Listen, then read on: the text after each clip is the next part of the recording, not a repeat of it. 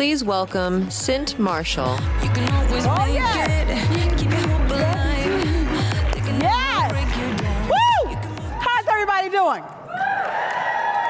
Okay, that's my theme song, Ain't No Mountain High Enough. Look at somebody and say, ain't no mountain high enough. Okay, so let me give you the ground rules for the next 13 minutes and 51 seconds. Okay? I grew up in a Pentecostal church. Don't get nervous, we're gonna leave before midnight. Okay? But I grew up loud, okay? So look at somebody and say it loud, ain't no mountain high enough. Look at somebody else and say, to keep me from getting to you. Because that's what this is all about. This is about the sisterhood. This is about us being there for each other. I get excited when I'm with the sisterhood. And let's say yay for the brothers too. Stand up, men. Let's give you your props right now. Stand up, men. All right.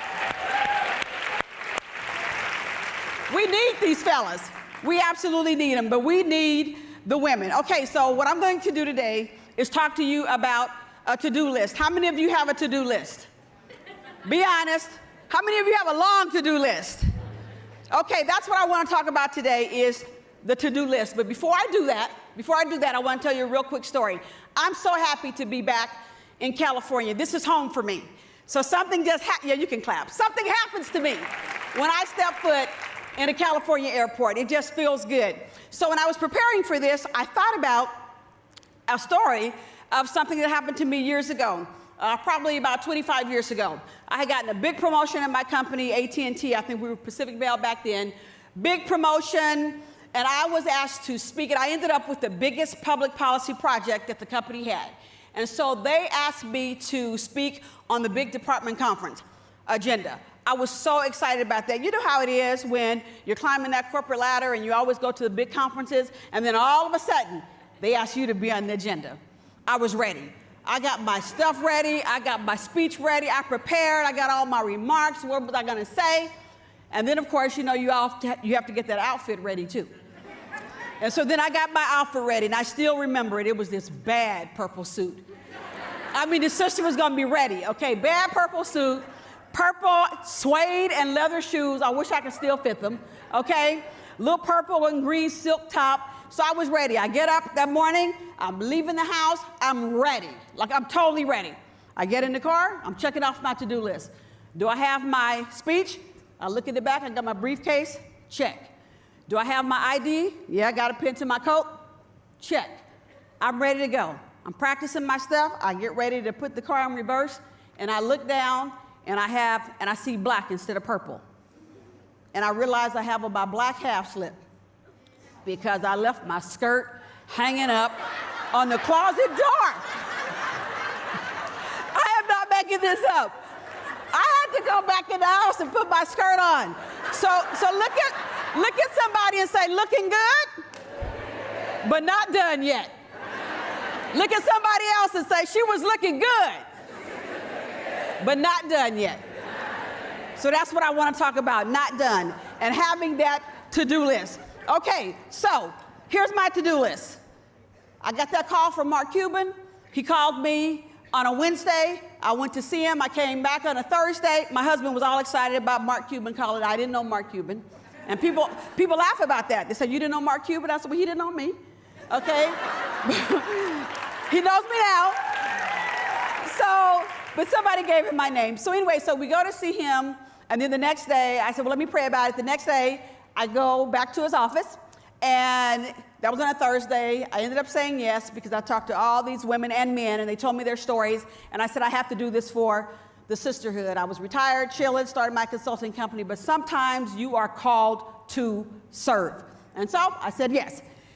He called me on a Friday. He said, what you doing? I said, I'm getting my hair done, okay, because, you know, sister got to, you know, look good. So he said, we're going to have a press conference on Friday because I want to announce you as the new CEO of the Dallas Mavericks. I said, okay, great. What are we going to talk about? He said, whatever you want to talk about. So here I have a weekend to get ready to lay out the plan for how we're going to transform the Dallas Mavericks. So here's what I ended up presenting at a press conference. This was my to-do list. It was in 4 parts. It was about 200 items, but it was in these 4 parts. It says we're going to model zero tolerance for inappropriate behavior. Look at somebody and say zero. I mean, zero. Zero means you cannot work here if you want to sexually harass, engage in misconduct, or inappropriate behavior, or be disrespectful to women, period. I mean, that's what that means, okay? So we're gonna model zero tolerance, meaning we were going to be parading some people out the door. And I don't say that lightly because you're impacting people's lives, but I've never fired anybody in my 38-year professional career. They fired themselves. Unfortunately, sometimes I have to be the one to walk them to the door. But we were serious about modeling zero tolerance. Mark Cuban was serious about modeling that. I said, we're going to develop a Mavs women's agenda because what I found was a place that was not as friendly to women as I thought it ought to be. I wanted a place where we wanted a place where we empowered, engaged, and elevated women. Then I want to lay out a plan to institutionalize an inclusive and supportive culture for the men and the women. And then we were going to develop a best-in-class process, a complaint process, staffing, talent management, everything that you would need to run a business. And then I want to provide a short-term vision to let them know what we are all about. So go to the next slide. Here are the vision and the values. The vision is that by 2019, which we made it, okay? That part we can't say not done. Look at somebody and say they did that thing. Okay, by 2019, the Dallas Mavericks organization is setting the NBA standard for diversity and inclusion. I want to do both. It wasn't going to be enough for us to focus on diversity, to have women there, to have people of color. It wasn't just about the mix. This was about how we handle the mix, the sense of belonging, people really understanding the rules. If we're going to promote women, giving them everything they need to be successful. Our values were character, respect, authenticity, fairness, teamwork, and safety. It spells crafts. Fairness was a big thing for me. The very first thing I did was ask the CFO to give me the list of everybody's salaries because I wanted to see if we had a gender pay equity issue. And this is and we handled that, okay? It was literally the very first thing that I did. They didn't want to give me what I asked for, so then I had to kind of back into it, and they saw I was serious. Let me show you a video. Sometimes you got to let them know you ain't playing, okay? Let me show you a video. Let me show you a video that I ended up showing my team. If I was Prime Minister, I would make it illegal.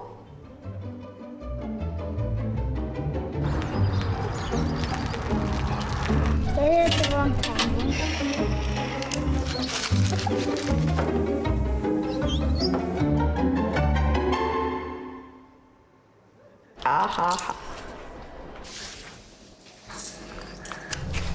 Why does he get $5? That's just the way it is.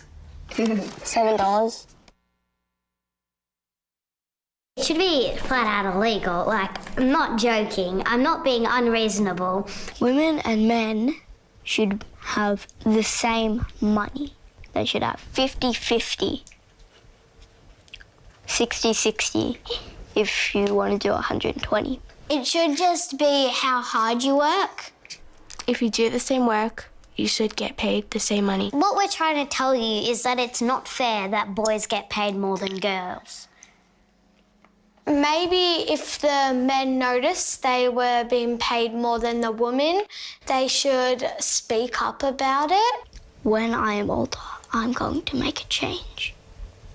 If I don't forget. I have no words, it's so wrong. That we focused on, okay? Okay, so let me bring up the to-do list. This was our complete to-do list.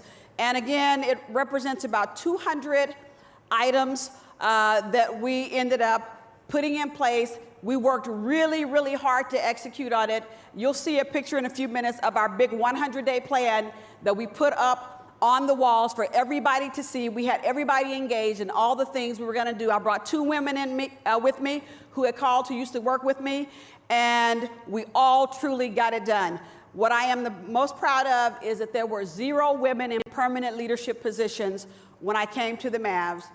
50% of my leadership team now comprised of women. And where's Katie Edwards? Wave, Katie. Katie is one of those remarkable women that we promoted.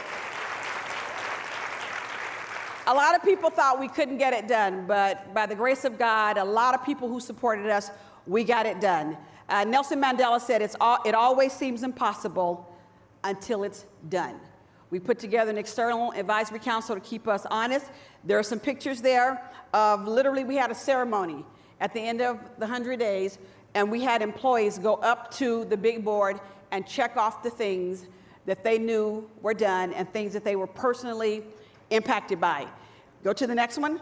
We physically walked out of our workplace, and then we walked back in to let them know it was a new day. Our workplace promise is every voice matters and everybody belongs. We all got our hands painted. We put our handprints up on the wall to signify that we were all in with this new environment. So here's one of the things that I actually took with me when I started my job. Next slide, please. I got 3 minutes, so y'all got to move it, okay? The secret of getting things done is to act. Years ago, one of my work teams actually gave me a tiara. And they gave it to me on Boss's Day. Now, I have run with that thing at home and everything, so I've gone crazy with it. But they gave it to me because we were in a time where we were doing some cultural transformation work at at&t. And they said, they called me the queen of the castle and said we were getting things done. So stand up, ladies. I'm going to indoctrinate you into the club of women who get things done. Everybody get your tiara? I brought you your own tiara because I have learned, and again, I wear this at home. I'm out of control, okay? But I do keep it in my office because it was very touching to me when they gave it to me, because what I realized is that a lot of people were relying on me to be the queen of the castle, to get some things done for their lives. We had people who came to have careers at the Dallas Mavericks, women who came to have careers at the NBA, men who came to have careers in sports. And my job as the queen of the castle was to get things done. So here's what I've learned. I've learned that the recipe for positive and lasting change is a woman in a tiara. Look at your sister with your tiara on. The recipe is a woman in a tiara, a to-do list, and you already told me you have the to-do list, so now you got your tiara, some supportive sisters who are right here in the room, and some music. So I want you to repeat after me, and here we're supposed to be playing This Girl Is on Fire right now, okay? So if you agree, so let's get the music going. If you agree that we still have work to do and the following ought to be on our to-do list, I need you to yell out, "Not done yet," okay? So just practice, not done yet?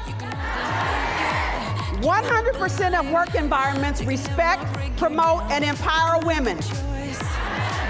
An equal number of women and men are in corporate CEO positions. The majority of public officials advance policies that are friendly to women, children, and families. Women's voices are always valued and sought in the boardroom.